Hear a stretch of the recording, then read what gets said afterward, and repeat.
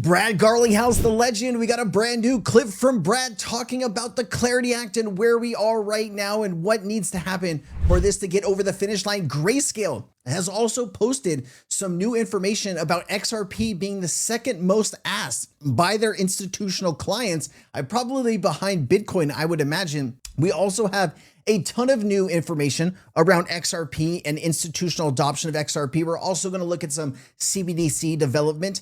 This will be all XRP all the time. If you get some value, please hit like and support the video. Let's start with Brad himself. We were pretty darn close to the Clarity Act going into the banking committee markup process, which would have been a very big positive step. It got stalled. You know, the thing I would say about that is let's not let kind of public outrage around certain things that could maybe be better masquerade as representing the whole industry in a certain way. And you know what I mean by that is mostly like I think it's so clear that clarity is better than chaos.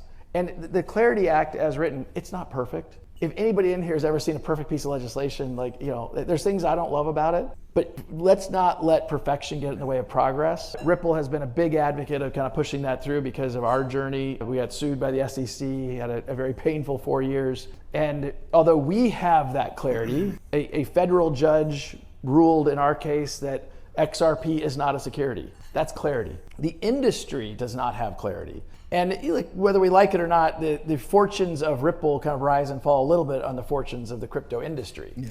We want the industry to do well, and so we have been big advocates of getting this passed. I'll give it an 80% by the end of April, it's signed. 80% by the end of April, it's signed. There is a lot of pressure on both sides of the aisle to get this done in the Senate. They've been having long meetings to, really compromise on where they can, figure this out in the middle. Brad does want to see the entire industry do well and move forward here. It does need this legislation for institutional adoption of the crypto space. We are moving forward with tokenization with the New York Stock Exchange and NASDAQ, as well as the DTCC. This legislation would go a long way for the assets that we hold dear. And we want to see the US, which is one of, the largest financial center in the entire world, adopt this technology because other countries will probably copy a lot of what the US legislation is. And if we move forward, the rest of the world also can move forward. Now, there are other jurisdictions that are doing their own thing that are ahead of the US right now, and we tip their hats to those countries for getting it done in a timely manner. But I do think this could kick off a spur around the rest of the world and really take this into full sphere. Now, I see a lot of people talking about this 2030 timeframe, and I think realistically, when you take a look globally in the jurisdictions out there wanting and still needing to pass legislation, once you pass and sign that legislation into law, you still need the regulators to do the rulemaking around that legislation, and that could take some years. But once we get it over the finish line, institutions will be able to move forward right then and there once they have take a look at what's in the bill and what they think they can and can't do with the industry. All right, let's take a look at the Grayscale clips.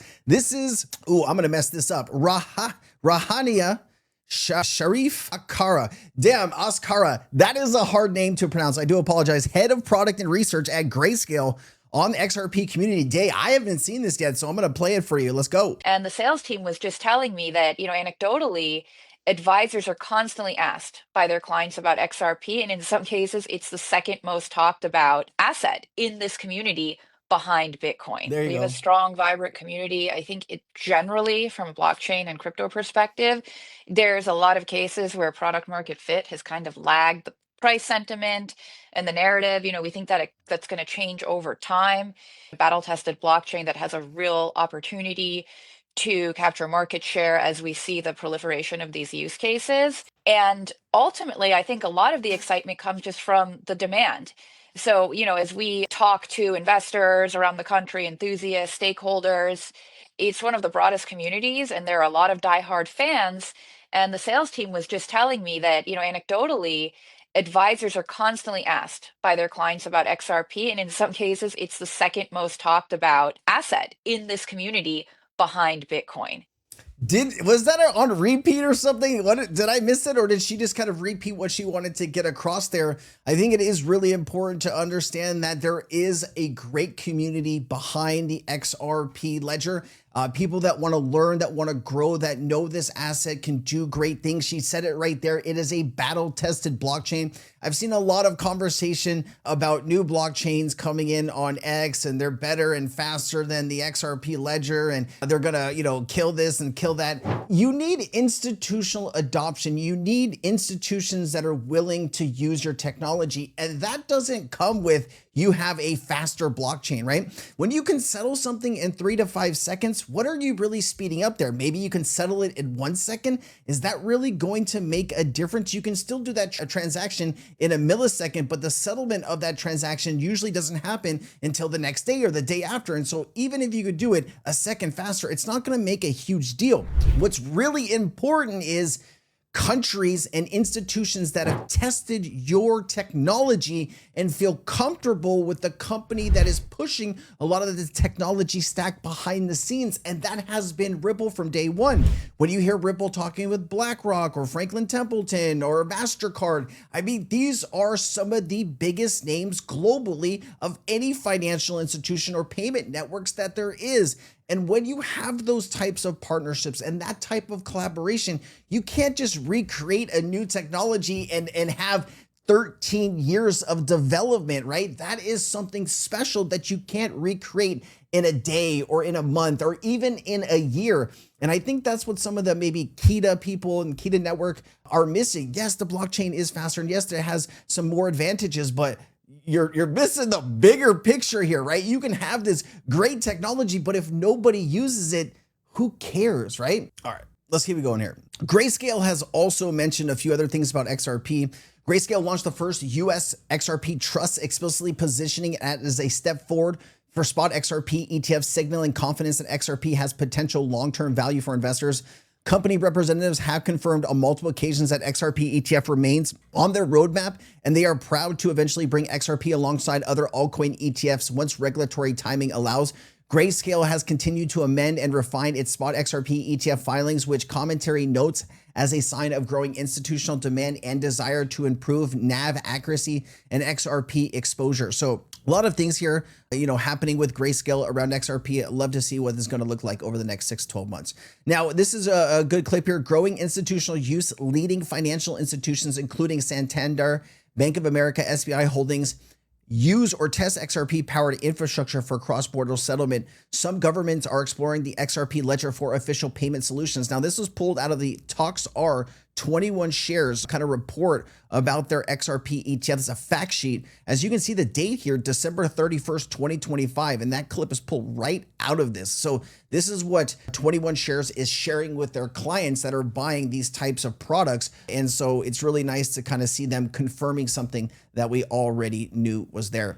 Now, Ripple, Standard Chartered, Fusion, Fubon Bank, and EHKD, Ripple worked with Fubon Bank in Hong Kong to test the practical retail applications of a digital Hong Kong dollar. Standard Chartered lists Ripple and support for the EHKD on their digital asset initiative. So here is a Standard Chartered document. You can see in this bottom left-hand corner, this is a Standard Chartered document.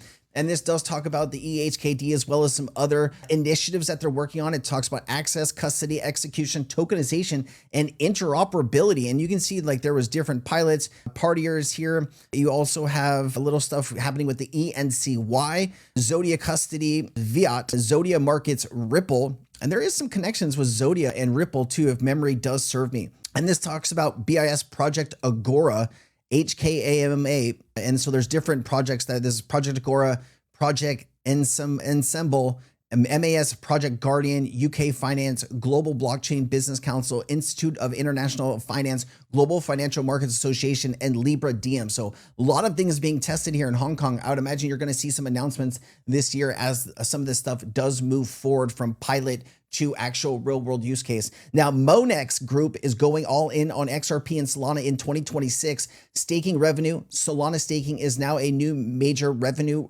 recurring revenue pillar. Institutional growth of the 3 IQ Solana or Sol Q and XRP Q ETFs are dominating the Canadian market. So our neighbors up in Canada love Solana. They love XRP. And it's great to see that these two assets and these ETFs are growing there. I believe 3 IQ 3IQ was launched before US markets, which was pretty cool to see. And it does look like they have been gaining ground there. And so looks like 1.536 billion, right? Because this is 1.536 million Canadian dollars in some of these products. And so it just kind of highlights those two products here. So I'd love to see that. I wanted to see if I can grab a little bit more information on Monex. Monex operates online brokerage, asset management, and Coincheck's crypto exchange globally and reports more than 1 trillion yen in assets under management at Monex Asset Management alone in FY 2026. Through its Canadian subsidiary. Because I was like, oh wait, this is a Japan company?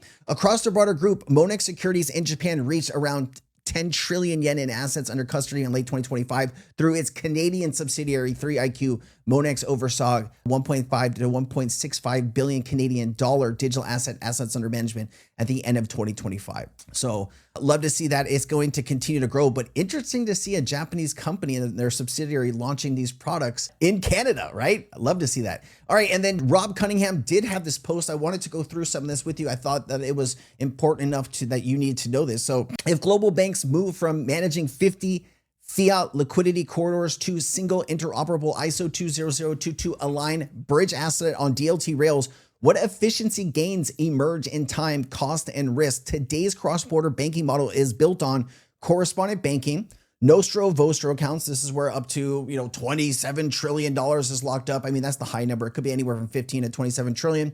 Pre-funded liquidity, where banks and companies have to get money in certain places of the world pre-funded before that payment is able to go through. Batch settlement, and then multiple intermediaries. A global bank typically must hold liquidity in many foreign currencies, maintain accounts in multiple jurisdictions, accept settlement delays of T+1 to T+5. So it could be a +1 day or up to +5 days.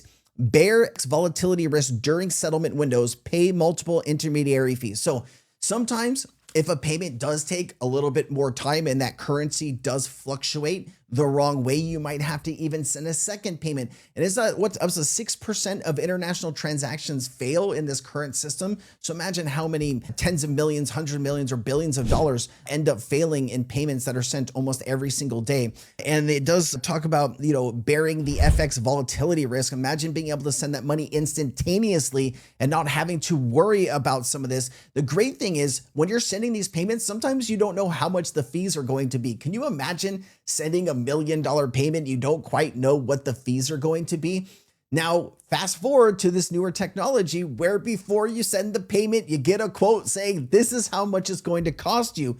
Think of what a business can do with that. Instead of having to worry about pre-funding and getting money all over the globe, they just hit the button in 1 to 3 seconds it goes. I mean, that's a beautiful thing. Now imagine a system where banks hold primary domestic liquidity, cross-border transfers convert from bridge asset to destination currency, settlement occurs atomically in seconds. This is the model built around XRP and the XRP ledger. The key shift is liquidity moves from being pre-positioned to on demand. Instead of maintaining 40 to 50 bilateral currency relationships, banks only need local fiat, access to liquidity pools, and a bridge asset with sufficient depth. The best bridge asset on the planet right now, hands down in the crypto industry with the most liquidity, is of course XRP. Now, Stellar is a close second, but those are the two that have caught my eye.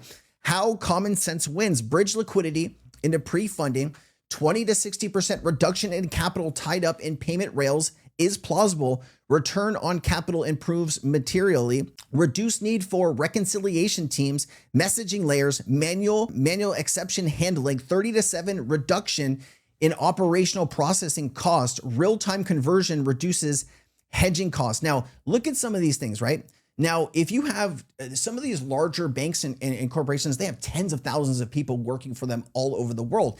And part of their job is to reconcile and figure out once these payments are sent, how do we get it there? And it's just a lot of manual labor on the backside. And then you also have all of these other people working in some of these other departments. You can probably clean up a lot of this when you're using some kind of blockchain ledger. Now, you can also save 30 to 70% in reduction of operational costs. That is a huge savings especially if you're moving billions of dollars per year. Now, imagine you tack all of this onto each other. Most of this Nostra Vostra money that is pre-positioned around the world, banks are not earning yield on it. Now, there's some use cases where they are able to earn a little yield on some of it, but most of it just sits there stale. Imagine a world where when you don't need the money to be sent right away, you can move that into a yield-bearing asset. And once you actually need to send the payment, you just switch it over to a different stablecoin and then you send the payment.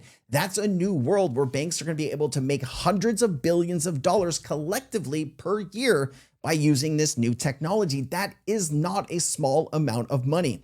Now, it does talk about spread padding for uncertainty. Atomic settlement eliminates the risk exposure for one party paying before the other party settles. Fewer intermediaries equals fewer failure points. No need for guessing future liquidity needs in advance. Without XRP as a bridge asset, 50 currencies are required. And it talks about N and then N minus 1, 2. That is 1,225 currency pairs. With one XRP bridge asset, 50 currencies required, 2N equals 100 connections. That's a 92% reduction in liquidity relationships. Without a bridge, 50 currencies required, 1,225 bilateral corridors. With a bridge, you only need 100 connections. This is what this does: three things: reduces liquidity fragmentation, deepens liquidity pools, and improves price discovery.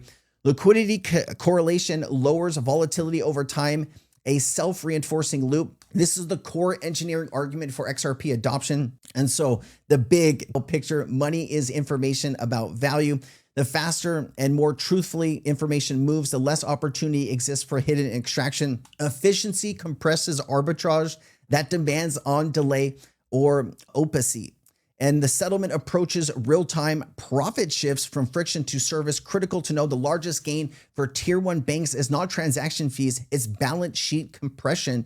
Banks make money with capital. Freeing up capital is powerful. When a bridge asset becomes embedded in a payment flow, banks will not ask, is XRP cheap? They will ask, can we operate without it? This will be a fundamental shift. This is a historical crypto model becomes unreliable once institutional usage dominates. XRP's biggest constraint is not its technology, it is national monetary sovereignty, regulatory comfort, and neutrality perception. XRP must be seen as a politically neutral, highly liquid, operationally reliable, and legally compliant. This is why interoperability matters more than dominance. When settlement time approaches zero, delay-based extraction disappears. Trust shifts from institutions to systems. In simple terms, the faster truth settles, the harder it becomes to profit from confusion. Honest weights and measures anyone. Retail demand is emotional and cynical. Infrastructure demand is functional. Once banks must access the bridge to operate competitively, demand becomes persistent, inventory-based, and liquidity sensitive. So that is a lot to go through here. And then it talks about the change versus today and how this will look if global banks reached high adoption with interoperable DLT settlement with a common bridge asset. And this is kind of the gains that they would be experiencing. Look at the cost savings, liquidity trap savings, speed, settlement 90 to 95% faster, major reduction near instant. I mean, there's just so much value here, guys. All right, you know what? The video went way longer than I thought it was going to. I'm going to wrap it up there. Thank you so much for being here. It is an honor to spend this time with you. I hope you learned something. If you did, please like, share, leave a comment below. I'll see you in the next one. Have a great week ahead. Happy President's Day.